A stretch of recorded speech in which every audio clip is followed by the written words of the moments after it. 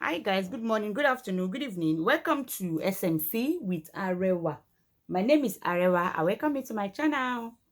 If you are new, kindly click on that subscribe button and don't forget to on your notification bell so you can get notified whenever I drop a new video, so you can come and check it out. Also, this is a Yoruba and English channel, so méjèèjì ni mo máa ń sọ papọ̀ ní ibi báyìí. Thank you so much, guys, for joining me once again today. Thank you for your love. Thank you for always coming back to this channel. Don't forget to follow my two other channels, History with Arewa and Intimacy with Arewa. For any advert, support, donation, or for any discussion whatsoever, my contact is going to be down below in the description box. And I'm also going to leave it lying around in the comment section area. Thank you so much, guys, for joining me. Thank you for your love. Thank you for always coming back to this channel. I really appreciate every single one of you, and I really love you all, and I'm indebted to you all. If you are new, welcome. I hope you stay. And for the returning fans, thank you for stopping by once again. Let's move on. On today's episode of SMC with Arewa, a máa ṣe àmẹ̀bọ kékeré kan. Ṣùgbọ́n before we jump into the àmẹ̀bọ, kéré o. Kọ́mọdé kó gbọ́ kó sọ fún toko. Ẹ bá mi wá nǹkan fìdílé. Ẹ kọ́kọ́ bá wa fi omi step down ná ká tó bẹ̀rẹ̀ ètò lójú pẹrẹu. Àti mu omi báyìí àti step down. Ẹ já wá bọ́ sínú ètò. Gẹ́gẹ́ lórí ọ̀rọ̀ olóyè Sunday Igboho, lórí ọ̀rọ̀ Benin Republic kò ṣe Benin Republic. Gbogbo wa la ti gbọ́ nǹkan tí lawyer, what the lawyer said. He has explained everything for us. Even though some agitators were coming out and some people were started abusing the lawyer. I don't know why they're abusing the lawyer. They started abusing the lawyer. They started dragging the lawyer. They started trolling the lawyer. I don't know why. But to them, they said the lawyer is exposing way too much information about the case. They said the lawyer is maybe is being sponsored. They said the lawyer is shaking. They said the lawyer was not confidential, this and that. But me, I don't see anything that the lawyer has done bad, because if the lawyer didn't come out to explain what's going on, báwo la ṣe fẹ́ mọ̀ bí tá máa dojú àdúrà kọ? Báwo la ṣe mọ̀ ibi tí ọ̀rọ̀ gbé dúró àbí ibi tí ọ̀rọ̀ ò gbé dúró? Báwo làwọn èèyàn ṣe fẹ́ mọ̀ ibi tí ìrànlọ́wọ́ táwọn máa ti gbé ìrànlọ́wọ́ wọlé àbí ibi tí wọ́n ti ní gbé ìrànlọ́wọ́ wọlé? So èmi ò rí kankan tí ó pọ̀ jù nínú gbogbo ọ̀rọ̀ tí lọ́yà sọ. Bóyá BBC Yorùbá tí lọ́yà wá grant interview pẹ̀lú, maybe that is what people are hungry for, because BBC Yorùbá sometimes used to behave as if they are not for Yorùbá, because ọ̀rọ̀ wọn kàn sọ pé BBC Yorùbá ni. Ní ìgbà míì, ìṣe wọn gbà míì ó máa ń jẹ́ kéèyàn máa ro ìdàkejì sí BBC Yoruba. But notwithstanding, BBC Yoruba seems to be the only telecommunication that actually, went to Benin Republic. I don't think all telecom in Nigeria actually really, covered or took coverage of the event. So, that's just my own opinion, because anyway, based on what the lawyer said now, ó ti fi hàn pé ẹ jẹ́ kí n ṣàlàyé kí n summary ẹ̀ fún wa in case you don't understand. The lawyer is claiming that federal government of Nigeria did not write any letter that they want to extradite Sunday Igboho, nor did they say they want to come and carry him or not carry him. He said, in fact, Nigeria government has not said one pam, nothing has to do with Nigeria government now. This is not a matter of Sunday Igboho versus Nigeria government. This is a matter of Sunday Igboho versus Benin Republic. Now, they are claiming that okay, before we were thinking is maybe his passport. They said, no, it's not passport. They said, no, it's not a fake passport, àbí original passport, àbí Benin Republic passport. Okay, kí wá ní kókó nǹkan tí ó ṣe? Was it because of what Nigeria government is saying? They said they've, argued that, and that has been ironed out. Okay, now they're not saying the prosecutor or investigative prosecutor is not saying that Sunday Igboho committed, they think that Sunday Igboho, or they imagine that Sunday Igboho committed an offense. This is somebody that did not even spend up to 24 hours, less than 24 hours in that country. They say he committed an offense that they want to go and do investigation. Wọ́n fẹ́ lọ máa wádìí, wọ́n fẹ́ lọ máa ronú sí ẹ̀sùn tí wọ́n fẹ́ fi kàn pé àìsí pé ó ṣe nǹkan o. Ipe when he came into Benin Republic, he had some meeting with some set of people. Maybe the meeting is to destabilize Benin Republic, but they are not sure, but they want to go and investigate. Èmi ò tiẹ̀ gbọ́rú ẹ̀rí láyé mi. But ẹ wá Benin Republic, ǹjẹ́ ó ní nǹkan kan tí Sunday Igboho tó rà nínú gbá yín tí ò sanwó? Ṣé ẹ ti ní sínú tẹ́lẹ̀ ni? Ṣé ẹ ti mọ̀ rí tẹ́lẹ̀ ni? Ṣé kankan ti da Benin Republic government pẹ̀lú Sunday Igboho pọ̀ tẹ́lẹ̀ ni? Ṣé ẹ ti ń wa ni? Àbí ṣó ní nǹkan kan tó gbà ní ọwọ́ yín tí ò fún yín ni? Ṣó jẹ́ Benin Republic lówó ni? Àbí ẹ rò pé òun ni àbí or should we say Benin Republic trying to get back at Nigeria? But did Sunday Igboho introduce himself to be Nigeria? Ṣé ẹ rò pé Nigeria lórúkọ Sunday ni? Kò má ṣe Nigeria. Did he introduce himself to be Nigeria? So kí ni ẹ ṣe gan pàtó tí Benin Republic kí ni tí Sunday ṣe fún wọn? Láì ṣe pé ti mọ̀ rí àbí ṣó ti mọ̀ Sunday ṣé ti mọ̀ rí tẹ́lẹ̀ ni? Ṣóhun ló kó bá yín pé kẹ́ ní problem pẹ̀lú Nigeria kí Nigeria ti border yẹn ni? Ṣé Sunday Igboho ló kó bá federal government federal government Benin Republic ni? How exactly is almost as if Benin Republic wants to play politics or wọ́n kò fẹ́ fìyà jẹ Sunday àbí bóyá wọ́n ti ń wá Sunday tẹ́lẹ̀ fún ọ̀rọ̀ ara wọn àbó ti ní nǹkan kan tàn tẹ́lẹ̀ tí wọ́n gbé ni pé wọ́n ti ń rẹkẹ ẹ̀ tẹ́lẹ̀ ni torí mi ò mọ pàtó ẹ múyàn kílẹ̀ sú ẹ̀ lọ fún ṣe kílẹ̀ sọ́mọ́ ẹ̀ sí kọ́ọ̀tì fún ẹ̀ lè extradite ẹ̀ 1 ẹ̀ mú fún fake immigration kínní 2 3 kí wá lè wá sú ẹ̀ lọ kọ́ọ̀tì fún kílẹ̀ ẹ̀ṣẹ̀ tó ṣẹ̀ ẹ̀ kò lè pàtó nǹkan tó ṣe báyìí ẹ̀ sọ síta. So báwo làwọn tó lawyer tó bá fẹ́ represent ẹ how do you expect them to prepare for even the crime that you say he committed? You just want to go and start doing investigation. Now that investigation bóyá 1 year ló fẹ́ gbà yín o bóyá 2 year o bóyá 1 month o bóyá 6 month o kò sí èyí tí wọ́n sọ ń bẹ̀. Wọ́n kàn ṣe ni pé ẹ lọ gbé sí ibì kan a fẹ́ lọ máa wádìí ẹ̀ṣẹ̀ tó ṣẹ̀ ní less than 24 hours bó ṣe dé ìlú yín òun ló ṣe fẹ́ gbéra kúrò ìlú yín lẹ́sẹ̀kẹsẹ̀ o. Meanwhile èmi rò pé bóyá orúkọ adájọ́ tó náà fẹ́ lọ máa wádìí nǹkan tí ò sí ni bí a ká gba orúkọ ẹ̀ ká balẹ̀ mọ́ bí ta fẹ́ dojú àdúrà kọ bóyá àdúrà ni o bóyá ibẹ̀ làdẹ̀ fẹ́ máa lọ máa bẹ̀ o bóyá ó ní nǹkan ìmí tí Sunday tí ó tó ti ní sínú bóyá ó ní contract tó ti so Sunday Igboho pẹ̀lú Benin Republic pẹ̀lẹ̀ rí tẹ́lẹ̀ torí èmi ò rí gbogbo nígbà tẹ́ bá sọ fún wa tí lọ́yà bá ń sọ fún wa pé federal Nigeria government ò tẹ̀ ní kankan ṣe pé Benin Republic versus Sunday Igboho ni. So rather than ẹ jẹ́ ká tètè máa dragi Benin Republic o tó bá ní nǹkan ẹ̀mí tó wà nú ọ̀rọ̀ yìí kí wọ́n kúkú jẹ́ kí gbogbo wa gbọ́ o torí eléyìí ò tiẹ̀ wá yé wa federal government Nigeria ní gbogbo wa sì ránjú ló tẹ́lẹ̀ àfìgbà tí Benin Republic náà fẹ́ wá bẹ̀rẹ̀ sí ní máa rúgà o ẹ rí èèyàn kan this Sunday Igboho's trials in Benin Republic I think is actually uprising or lifting their dead economy. Is making them be in the spotlight once again because èèyàn mélòó ló mọ̀ pé bẹ́ẹ̀ ni ìlú kan wà tó ń pè bẹ́ẹ̀ ni àbí country kan wà. It's almost as if they've not seen a very big influential ẹ rò pé ẹ̀ tí arrest èèyàn tó influential tó Sunday Igboho rí òun ni ẹ ṣe ni orí yín ṣe ń ṣàkìlẹ̀ yín náà ṣe fẹ́ máa believe pé orí yín náà wà nínú ẹ̀ torí kò tiẹ̀ ibi tá fẹ́ dojú ọ̀rọ̀ kò yé àwa báyìí ṣùgbọ́n ju gbogbo ẹ lọ ẹ kẹtẹ̀tẹ̀ àdúrà ni o kó rí Sunday kókó yọ kẹ́lẹ́dàá ẹ̀ kókó yọ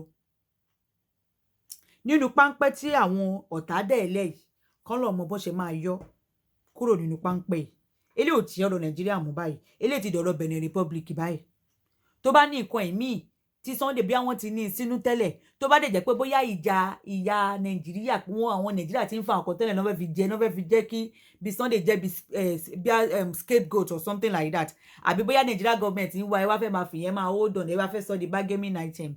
Whatever politics Benin Republic want to play, me, I don't understand. Their mode of prosecuting crime is kind of different to Nigeria or torí ó gbẹnu tán. Even the lawyer was saying pé gbà tóun ti ń practice law, òun ò tí gbọ́n kò báyìí rí. And an indigene of Benin Republic is saying that for that matter. What are we supposed to be saying? Anyway, ẹ̀yin tẹ́ bá mọ orúkọ George tó náà fẹ́ lọ máa investigation ẹ̀sùn imaginary ẹ̀sùn tó ń fẹ́ sọ pé Sunday ṣẹ̀ bóyá ká tètè mọ bá ṣe fẹ́ máa bẹ̀ àbí ká tètè máa ṣàdúrà sí torí ọ̀rọ̀ ẹ̀ ò yé wa o òun lẹ ti gbọ́ yẹn o it is Benin Republic versus Sunday Igboho o ṣé ti ẹ̀ rí bàbá gan sẹ̀fẹ́ bí bàbá ṣe ń jẹ ayé gan.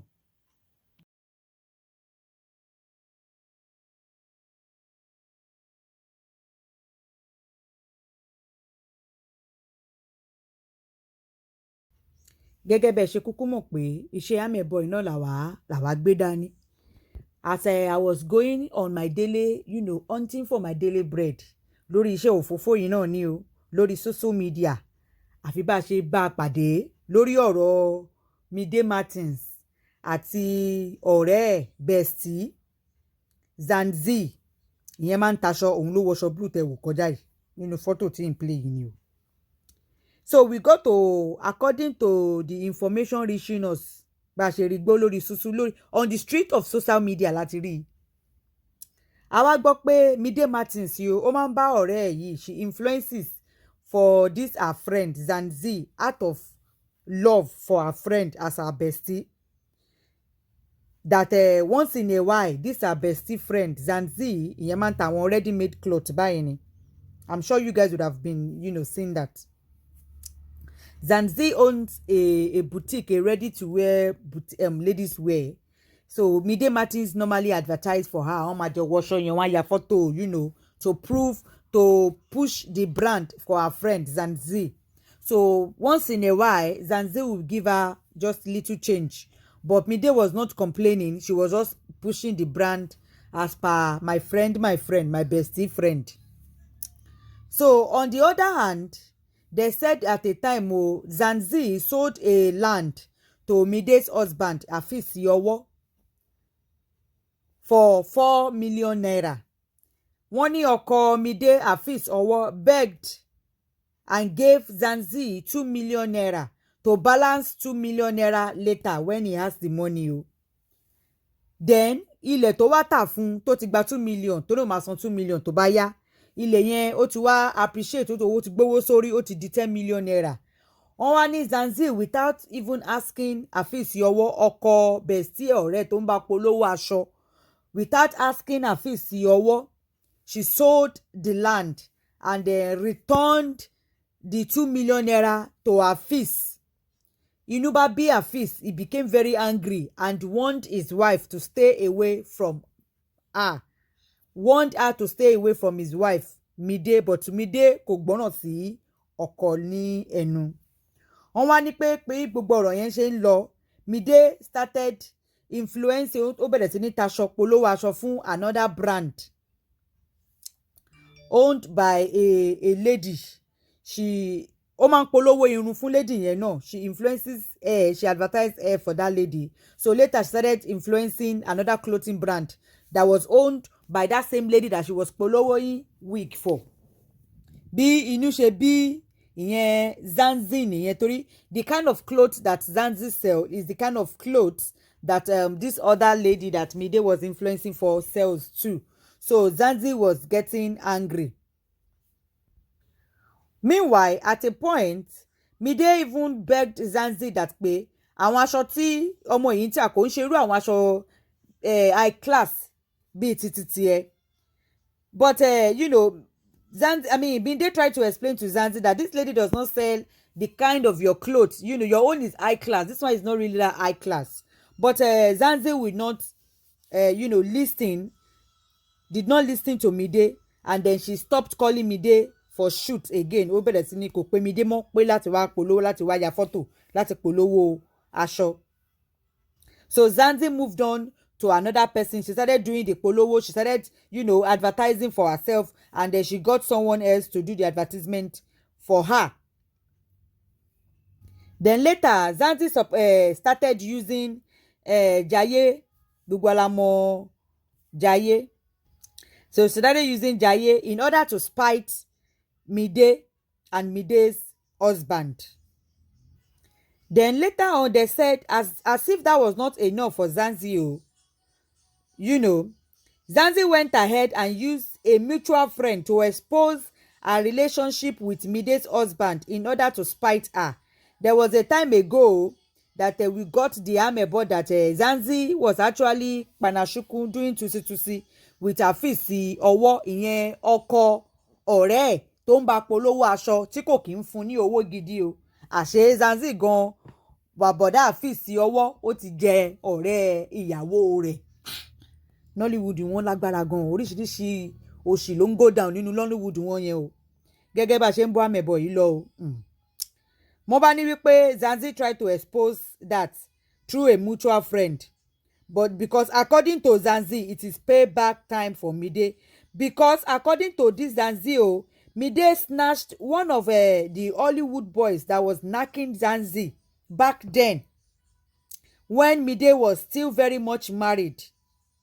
Back then, when Mide was still married, there was one Hollywood boy that was knacking Mide, or sorry, rather, that was knacking zanzee. Mide collected the boy from zanzee. They fought about it, but they settled it. So then, Zanzee had no choice. She had to move on to the next person, who happens to be Odunkola. Gbogbo ala mọ̀ Odunkola. Moved on to Odunlade Adekola, rather. Odunlade Adekola, gbogbo ala mọ̀. She moved on to Odunlade Adekola. Then, when they say at a time Odunlade was proving to be a big boy, wọ́n ní na so Zanzee carry 1 million naira dash Odunlade Adekola. Ó dàṣẹ ní 1 million naira. Bí yẹn ṣe ṣe kíni, bí yẹn ṣe bẹ̀rẹ̀ sí ní bó ṣe gbà fún Zanzee nìyẹn o. Ó bá bẹ̀rẹ̀ sí ní fẹ́ Zanzee. Wọ́n ní bí Odunlade Kola àti Zanzee ṣe bẹ̀rẹ̀ sí ní fẹ́ra nìyẹn. They say this Zanzee used to spend, according to us, I'm reading it on this social media náà ni o. Wọ́n ní wípé Zanzee was spending a lot of, was lavishing money on top of Adekola. Odunlade Adekola was lavishing money for him. At a time, she started bossing him around. That one could not take it no more. That one run from her. Ìyẹn bá lóun ò ṣe mọ́. Torí pé ó náwó fún un. Ó wá bẹ̀rẹ̀ sí ní máa fẹ́ máa bọ̀í ẹ̀ kó máa boss ẹ̀ around. Bí ìyẹn ṣe sá lọ nìyẹn pé òun ò ṣe mọ́. So then now she moved on. Now Medea Martins have gone to establish her own clothing line now. Mide bẹ̀rẹ̀ sí ní lọ ta irú aṣọ tí Zanzee tó ń bá Zanzee polówó. Mide has gone to open her clothing line. There is no more bestie anywhere again. She has moved on and started following cloth for herself.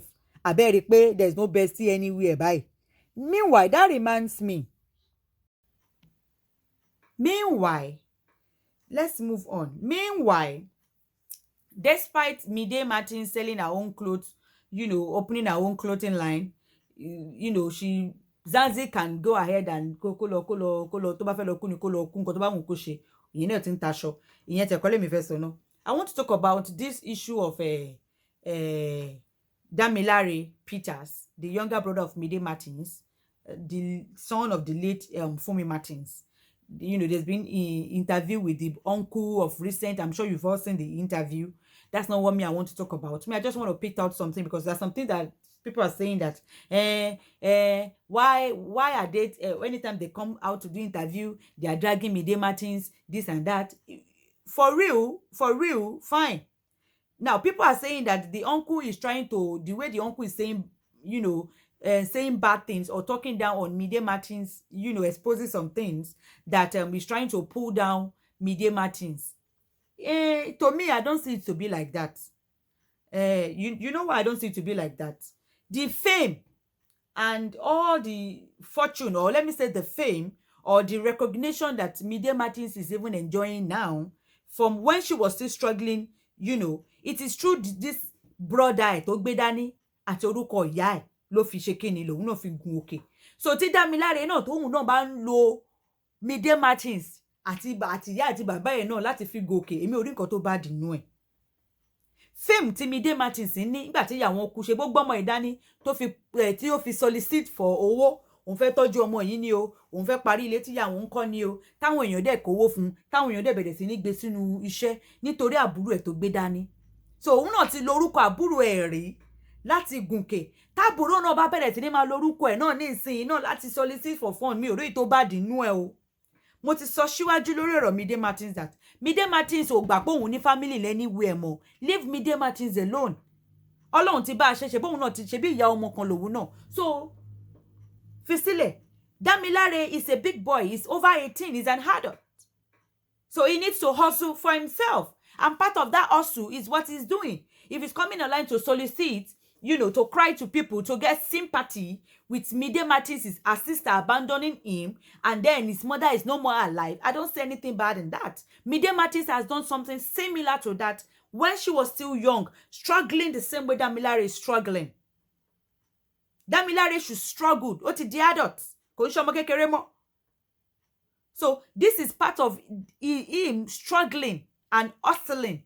Medea has hustled with Damilare in her hands and their dead mother. So Damilare is hustling too with Medea Martins' name and their late mother's name. So I don't say anything bad in that. Ó abandon ẹ. Ó fẹ́ fi gba Peter káwọn èèyàn ṣàánú ẹ ni.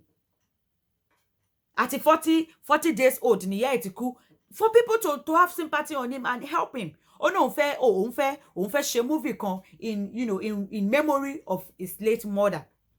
Now, to me, part of all those tomba àwọn tó jẹ́ bí crew ìyá ẹ̀, to me, I feel that they should do the help of actually featuring the movie without collecting money from him. He's a struggling boy.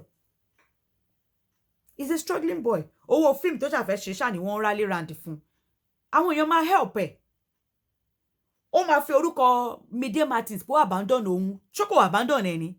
Ìgbà tí Medea Martins náà gbé Dámiláre dání lọ́jọ́ kìíní àná pé òun fẹ́ tọ́jú àbúrò òun o, káwọn èèyàn ṣàánú òun o, tó ń ké o, tó ń ṣe gbá o. Ṣé báwọn èèyàn ṣàánú ẹ̀ torí àbúrò ẹ̀ tó gbé dání? Táàbúrò náà bá forúkọ ẹ̀gbọ́n àtorúkọ ìyá wọn náà fi béèrè owó náà, mi ò rí tó bá dìnnú ẹ̀. And then Medea Martins, people should stop, trying to put Medea Martins against Damilare. Damilare, you will hustle, one of my èèyàn. Medea Martins náà hustle tó fi jẹ́bi tó dé yẹn. Ó dẹ̀ ti rò pé òun ò nábúrò kankan bí kankan. Whatever tó bá wà nínú ẹ̀, ó ti ṣe kíni, ó ti sọ lẹ́nu kò rán lé mọ́. That's it. Even though pé ta fẹ́ máa drag gan sef, it's supposed to be Shina Peters. Where is the dad? He's alive. Dad yẹ gan ló yẹ ká máa drag gan jù. Not even Mide. Mide ti fi wọn gbogbo the whole world pé òun ò ní àbúrò kankan ní ibi kankan. Indirect gan ṣó kò ti disown ni. Ó ti disown pé òun lábúrò ibi kankan náà. That's it. And should we prosecute her for that? That's her life. That's her choice. Ṣé bóun náà ti bímọ kalẹ̀ yẹn? Ọmọ ìyá lélẹ̀ kò ń ṣọmọ bàbá. Ṣùgbọ́n bóun ṣe fẹ́ ṣe tiẹ̀ nìyẹn, kó dẹ̀ má ṣe tiẹ̀ lọ bẹ́ẹ̀. That does not make her a bad person. She's struggling too. Òun náà struggle. Gbogbo flapapa tá rin yẹn ló lè má sí kankan níbẹ̀. Tó bá tí nǹkan bá dé wà ńbẹ̀ náà tí ó ṣe fábùrú ẹ̀ náà, wàhálà tí ẹ nìyẹn, a kò ní tiẹ̀ wájú, ṣe bóun náà ti bímọ kalẹ̀. Ìgbà tóun náà abandon ìyá ẹ̀ àbí gẹ́gẹ́ bí ọmọ àkọ́bí ìyá ẹ̀, ṣe bóun lè kókó àwọn àbúrò ẹ̀ round, but ó ti ṣe kíni, ó ti abandon àti ìyá tó kú o àti memory ìyá ẹ̀ o, kò honor anything mọ́. So ẹ fi sílẹ̀, tóun náà bá dàgbà ó ti bímọ kalẹ̀, àwọn náà rí bó ṣe rí tó bá yá. Mi ò ṣàdúrà pé bí àwọn ọmọ tẹ náà ṣe tiẹ̀ á ṣe fún bẹ́ẹ̀ o, rárá o. Ṣùgbọ́n she's a mother, so òun náà mọ̀. Ṣé bá bí ọmọ lòun náà, ṣe bóun náà ti ń ṣàbíamọ. Ẹ filẹ̀ sí tiẹ̀. So tí Damilare bá ń lo orúkọ Medea Martins àti orúkọ ìyá wọn pé láti solicit for help, that's it. That is part of him hustling and hustling. That's part of him hustling. So it means nothing. Mi rò pé bí dígọ́ máa bínú sí yẹn pé àbúrò òun lórúkọ òun pé torí òun abandon lọ àwọn èèyàn ṣe ń gbòòrò. Òun náà ti lórúkọ ẹ̀ rí náà, so kò sí nǹkan tó bá dì nínú ẹ̀. Gbogbo àwọn tó bá dé jẹ́ nínú Nollywood yẹn, tó jẹ́ àwọn àgbà Nollywood yẹn, tó jẹ́ àwọn èèyàn tó máa really pé wọ́n nífẹ̀ẹ́ ìyá ẹ̀, kí wọ́n ro ìyá ẹ̀ mọ́ lára. Ó yẹ kí gbogbo wọn feature nínú movie yẹn without collecting a dime from that boy. Without collecting a dime from that boy. And then àbúrò Fúnmi Martins, Fúnmi Martins tó ṣolóògbé tó ń jẹ́ Bàbá Dáre tó ń tọ́jú Dámiláre. He's saying he's summoning or calling Medea Martins and her husband to a family meeting on social media. I don't think that's right. To me, ẹni tá bá pè fún ma kò ní wá, ọkọ ẹ̀ ló ní kó má wá, ọkọ ẹ̀ ló ń kó sí nínú kó abandon family, ọkọ ẹ̀ ló ń ṣe gbá, ọkọ ẹ̀ ló ń ṣàgbọ̀n. Ṣé bọ́n àtọkọ ẹ̀ kan tó máa bára wọn máa yí ń bẹ̀. Mi ò fi pòrí social media gan lè yẹ kẹ́ ti pè wọ́n sí meeting pé tọ́n bá wá sí meeting o, gbogbo bí kíní ilé ṣe jóná, gbogbo ẹ̀ lẹ́ máa bọ́ta lẹ́sẹ̀ máa wá fi gbogbo ẹnu sọ gbogbo ọ̀rọ̀ tán. Well, ẹ̀yin lẹni family yín tẹ́ ẹ bá sọ náà àwa á kúkú bá yín broadcast ṣe torí àmẹ̀bọ làwa ń ṣe lórí social media. Á kọ́ ẹ̀kọ́ táwa fẹ́ kọ́ ń bẹ̀, á dẹ̀ ṣe kíni, á dẹ̀ ṣàmẹ̀bọ rẹ̀. Ìyẹn kò ṣe pé èèyàn máa ń fi ọ̀rọ̀ ṣe yẹ̀yẹ́ o, èèyàn ń kọ́gbọ́n ni o, àwa mú sense inú ẹ̀ ni. That's it. So let Damilare continue using the name of his sister and their late mother's name to get fame. The sister has used it before. So it is 2 by 2, àbí 2 times 2 then àbí bá náà ṣe ń sọ. ìyẹn ò ní meaning. And people should stop dragging Medea Martins for Damilare. Leave Medea Martins alone. Medea Martins is not part of the family. She's not. She has disowned pé òun ní ìyá, òun ní honor ìyá àbí àbúrò àbí what kò honor ẹ̀. Ṣebí she has another younger brother, and that one, she's always with that one. Ayọ̀mídé àbí kíni wọ́n porúkọ àbúrò ẹ̀ yẹn. Òun dẹ̀ ló mọ àṣírí tó wà nínú the reason why tó ṣe resent àbúrò ẹ̀ Damilare yìí kò yé wa. But whatever the case may be, she has disowned him, and that's it. So leave her. She's a mother too. Òun náà ti bímọ kalẹ̀. Atóòtì ni Yorùbá máa ń sọ. Atóòtì òun náà. Tó bá dé jẹ́ pé ọkọ ẹ̀ náà dẹ̀ ni ló ń kó sí nínú. Atóhun àti ọkọ ẹ̀ náà tì. Àní kí Damilare ti gòkè kóhun náà jẹ́ èèyàn. Ẹ̀yin tẹ́ bá dé wà nínú Nollywood tẹ́ bá sọ pé ẹ nífẹ̀ẹ́ ìyá ẹ̀, this is time for you to bẹ́ẹ̀ ṣe gbárùkù ti Medea Martins lọ́jọ́ kìíní àná tóhun náà jẹ́ èèyàn nígbà tó gbé Damilare dání tó ṣe jẹ́ èèyàn. Bẹ́ẹ̀ náà ló ṣe yẹ kẹ́ ti káràmásìkì kẹ́ ṣe gbárùkù ti Damilare náà bóhun náà ṣe máa gòkè bóhun náà ṣe máa jẹ́ ènìyàn. Ó yẹ kẹ́ participate nínú movie ẹ̀ kẹ́ bá gbé lárugẹ kò dé yẹ kẹ́ gba owó lọ́wọ́ ẹ̀ ṣáà rí pé ọmọ kékeré ni èlò ló ní dání tó fẹ́ sanwó fún yín. Bẹ́ẹ̀mi ṣe lè rí bí àwọn Nollywood ṣe tún lè help Damilare nìyẹn o. Ṣùgbọ́n tá bá máa drag anything pé wọ́n tọ́jú Damilare, Shina Peters dà bàbá rẹ̀ ńkọ́? Ṣebí his father is alive. Rather than shouting Medea Martins up and down, we are supposed to be dragging Shina Peters. That's his father, and his father is alive, doing well for that matter. That's it. The father came out and said people should not take care of òun fọmọ òun gbowó ìṣe ó tọ́jú ẹ̀. Òun ló yẹ kán drag bọ́ta. Ó yẹ kí wọ́n wọ́ wọn pẹ̀lẹ́pọ̀n wọn wá síta ni pé ọmọ tẹ́ bí kalẹ̀ ẹ̀ ṣe tọ́jú ẹ̀. The dad is supposed to be the one that will chop dragging, not Medea that was already disowned.